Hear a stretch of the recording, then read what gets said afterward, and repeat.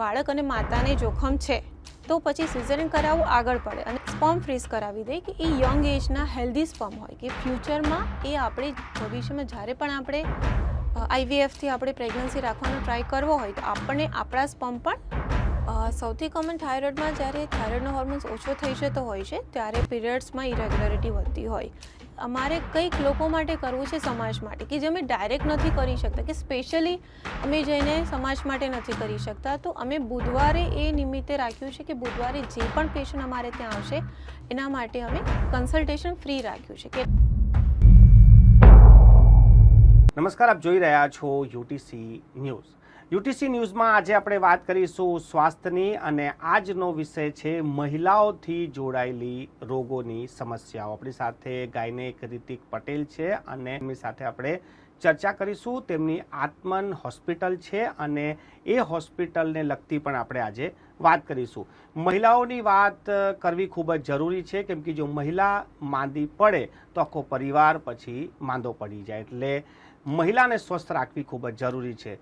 Doctor સાહેબ, તમારું સ્વાગત છે. અને ખાસ કરીને જેમ મેં કીધું કે જો પરિવારમાં મહિલા જ માંદી પડી જાય તો આખો પરિવાર પછી રોકાઈ જાય છે, સ્ટોપ થઈ જાય છે.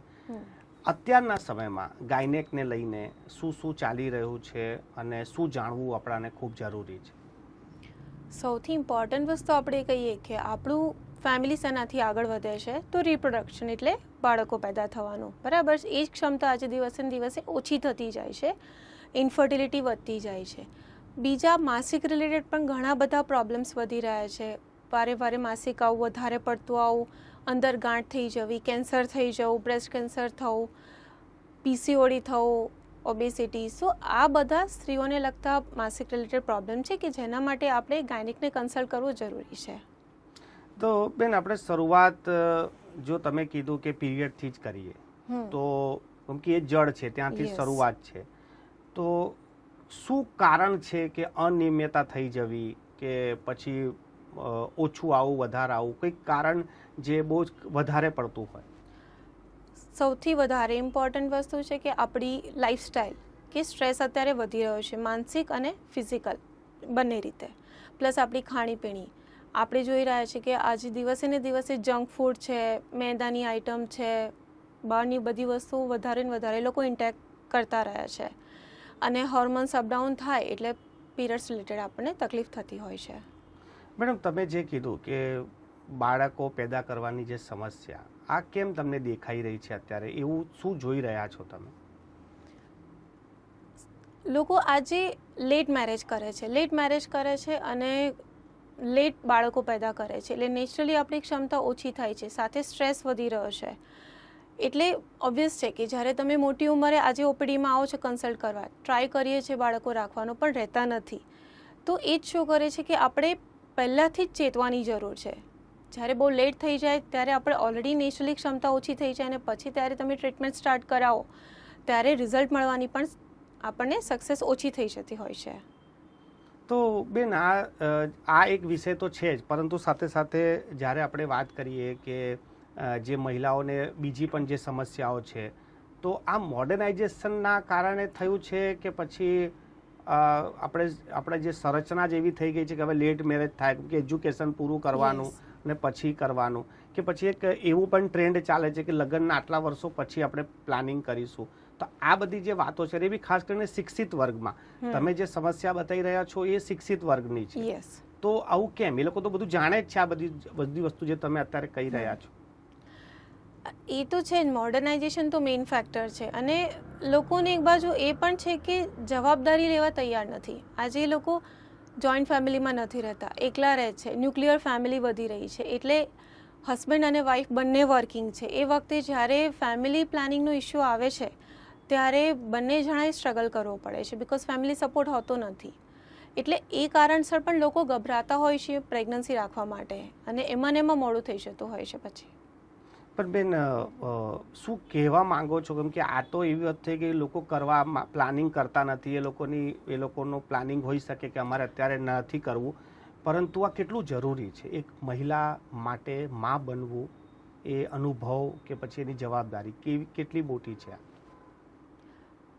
એ ઇન્ડિવિજ્યુઅલ છે. બિકોઝ માં બનવું એ દુનિયાનું સૌથી મોટી ભેટ છે કે મતલબ એ અનુભવને આપણે શબ્દોમાં વર્ણી ન શકીએ. એ એવું નથી કે ખાલી આપણી નેક્સ્ટ જનરેશન માટે, પણ ભગવાને આપણને એક ઓપોર્ચ્યુનિટી આપી છે કે એક નવી લાઈફ આપણી અંદર ક્રિએટ કરીને અને એને આગળ વધારવાની. તો એ જવાબદારી માટે આપણે માનસિક અને ફિઝિકલી બંને રીતે તૈયાર હોવા જરૂરી છે, કે જેના માટે આપણને સપોર્ટ પણ જરૂરી છે, ફેમિલીનો, હસબન્ડનો. ત્યારે જે વસ્તુ શક્ય બને છે. મેડમ, આદર્શ સમય કયો? કઈ એજમાં પ્લાનિંગ કરી લેવું જોઈએ કે શું હોય છે કોઈ આદર્શ એવો કોઈ સમય? આદર્શ સમય એવો છે કે બાય 20s, કે તમે એટલીસ્ટ 25 to 30 જો આજના એજમાં કે તમે એઝ અર્લી તમારું એજ્યુકેશન પતી જાય અને તમે બિફોર 30 ફેમિલી પ્લાનિંગ કરી લો તો એ બહુ સારું છે. આજે મહિલાઓની વાત કરીએ, ડિલિવરીની વાત કરીએ તો ખાસ કરીને એવું આવે છે કે આજકાલ સિઝેરિયનમાં જ લોકો વધારે હોય છે, કે અમુક લોકો તો ડેટ ચોક્કસ હોય છે કે આ ડેટે મારું બાળક થવું જોઈએ. તો આ બધા જે વિચારો છે, લોકો મને પેન ના થવું જોઈએ. પહેલાના જમાનામાં એવું હતું કે પેન ભલે થાય પણ સિઝેરિયન ના થવું જોઈએ. હવે તો ઓપરેશનથી કરો પણ મને પેન ના થવું જોઈએ. આ જે બધા વિચારો આવ્યા છે, આ કેટલા ઘાતક હોઈ શકે? અત્યારે લોકોની સહનશક્તિ ઘટી રહી છે. Late marriage, again precious babies, કોઈને સેકન્ડ બેબી લાવવું નથી, જસ્ટ ખાલી 1 કિડ જોઈએ છે, પછી ભલે એ છોકરો હોય કે છોકરી હોય. અને લોકોને સર્ટેનિટી જોઈએ છે. પ્લસ લેટ મેરેજ, લેટ ઉંમરમાં રહી હોય પ્રેગ્નન્સી, એટલે કોમ્પ્લિકેશન રેટ પણ વધતો જતો હોય છે. એટલે એ કારણસર પણ સિઝેરિયન રેટ વધતા હોય છે. પણ બેન, લોકો એવું કહે છે કે સિઝેરિયન કરાવે તો આપણું શરીર બગડી જાય, નોર્મલ થાય તો સારું રહે. આ જે મિથ્સ છે એને કેવી રીતે જુઓ તમે? ના, બંને નોર્મલ ડિલિવરી અને સિઝેરિયન બંનેના પ્રોઝ એન્ડ કોન્સ છે. જો નોર્મલ ડિલિવરી સરસ રીતે વિધાઉટ કોઈ કોમ્પ્લિકેશન થઈ ગઈ તો એના જેવી કોઈ વસ્તુ નથી.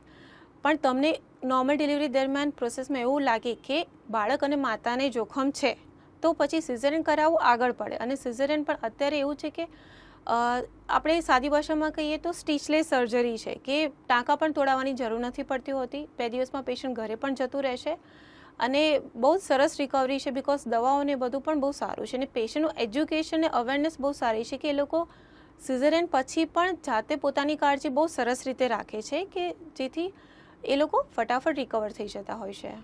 બેન, એક વાત છે ગુજરાતમાં ખાસ કરીને કે ભાઈ કુપોષણનો મુદ્દો બહુ આવે છે, કે સ્વસ્થ નથી રહેતા. હવે આટલા સારા સમાજમાં આપણે રહીએ છીએ, સુખી સંપન્ન પરિવારો છે, એવું બી નથી કે કંઈક ખાવાની આપણને ખોટ છે, એ છતાં પણ મહિલાઓમાં આ કુપોષણ કે પછી ન્યુટ્રિશનની કમી આવે છે. તો તમે એમને શું સલાહ આપો? કેમ આવું થાય છે અને ના કરવા માટે શું કરવું જોઈએ?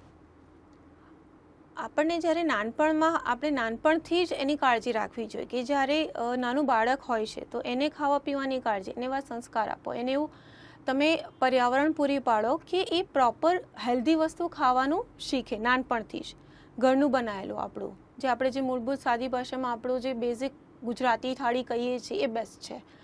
જ્યારે અત્યારે શું થઈ રહ્યું છે કે લોકો નાનપણથી જ બિસ્કિટ છે, બ્રેડ છે, ફ્રોઝન ફૂડ ખાય છે, એટલે જેમાં ન્યુટ્રિશન નથી હોતું. તમે ખાઓ તો છો પણ ન્યુટ્રિશન નથી મળતું. એટલે એ જ વસ્તુ આગળ જઈને પછી ટેવ અને કન્ટિન્યુ રૂટીનમાં બની જતી હોય છે. એટલે લોકો પછી B12 ડેફિશિયન્ટ થઈ ગયું, ડી ઓછું થઈ ગયું, એટલે એ જ છે એમાં.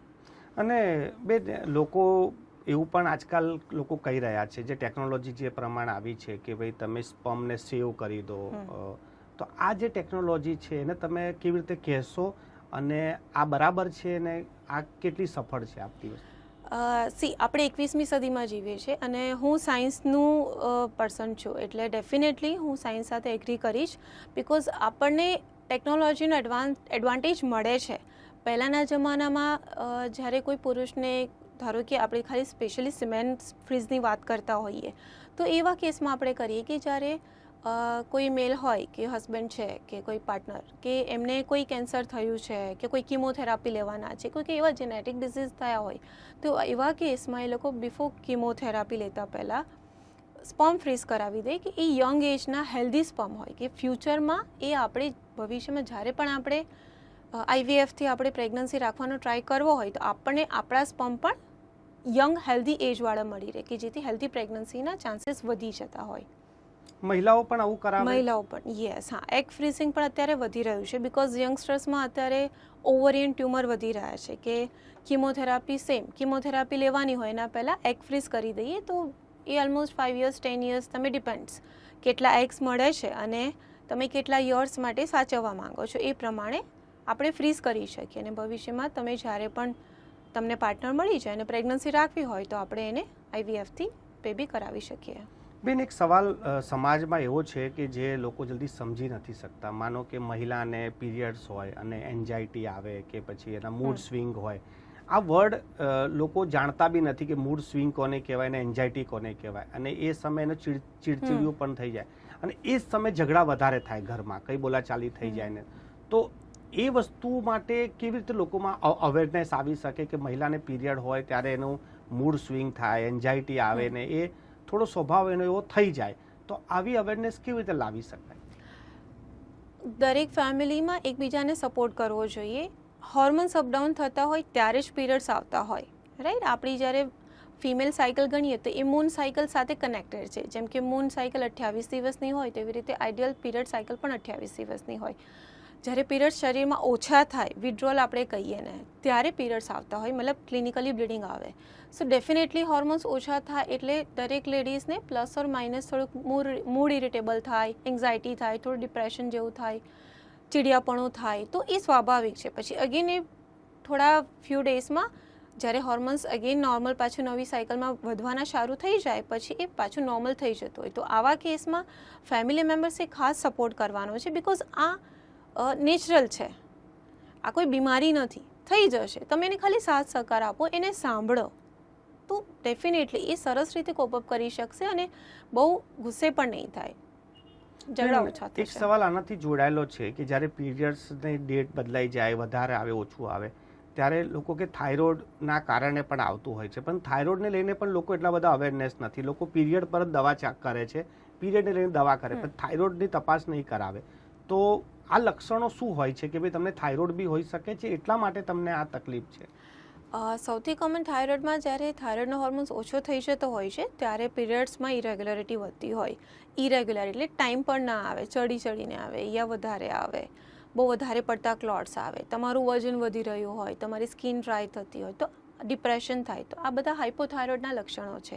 તો પીરિયડ્સમાં ઇરેગ્યુલરિટી સાથે તમને આવા કોઈ પ્રોબ્લેમ્સ હોય તો તમે થાઇરોઇડને ટેસ્ટ કરાવીને એને કન્ફર્મ કરાવી શકો. સાથે એક અલ્ટ્રાસાઉન્ડ એટલે સોનોગ્રાફી પણ કરાવવી જરૂરી છે. બેન, છેલ્લો સવાલ છે કે તમારા હોસ્પિટલમાં બુધવારે ફ્રી છે કન્સલ્ટિંગ. આ કેમ વિચાર આવ્યો અને કેમ આ કરવું પડ્યું? અમારા સનનો બર્થ બુધવારે થયો હતો અને અમારે કંઈક લોકો માટે કરવું છે, સમાજ માટે, કે જે અમે ડાયરેક્ટ નથી કરી શકતા, કે સ્પેશિયલી અમે જઈને સમાજ માટે નથી કરી શકતા. તો અમે બુધવારે એ નિમિત્તે રાખ્યું છે કે બુધવારે જે પણ પેશન્ટ અમારે ત્યાં આવશે એના માટે અમે કન્સલ્ટેશન ફ્રી રાખ્યું છે કે એટલીસ્ટ અમારા તરફથી સમાજને અમે થાય એટલું અમે હેલ્પ કરી શકીએ લોકોને.